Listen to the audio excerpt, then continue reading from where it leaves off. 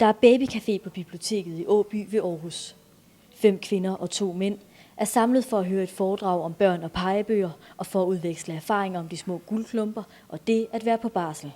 Det er mig, der primært har haft barslen. Jeg har holdt 5 måneder. Jeg har holdt 5 måneder indtil videre. Og den tendens gør sig gældende for rigtig mange af kvinderne. De sætter sig på størstedelen af barselsorloven, mens mændene her i Region Midtjylland i snit kun holder lidt over 4 ugers barsel.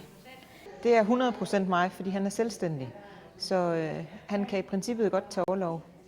Det bestemmer han selv, men så ligger arbejdet bare og venter på ham. Så på den måde har jeg ikke det store valg. Nu er hun så lille, så den er ganske naturlig. Der er det mig, der er første føderen.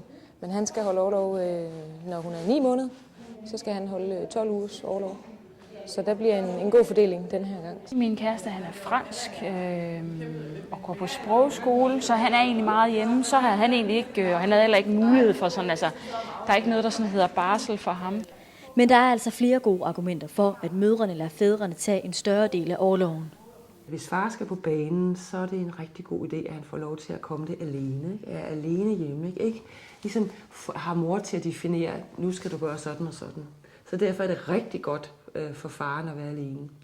Det, der så også er vigtigt at sige, det er også godt for barnet. Og ifølge Annette Borkhorst kan det også være en fordel for kvinderne, at de ikke holder en pause fra arbejdsmarkedet i nær så lang tid. Man har simpelthen helt systematiske tal for, at jo flere børn en kvinde har, desto mere sætter hun til. Det gør hun på løn, det gør hun på karrierechancer, og det gør hun i pensionen. Alligevel er det altså ikke let for kvinderne at give slip på barnet og på barselsorloven. Jeg tror, det vil være lidt svært, men det er også det, jeg har hørt fra veninder og andre, der har gjort det.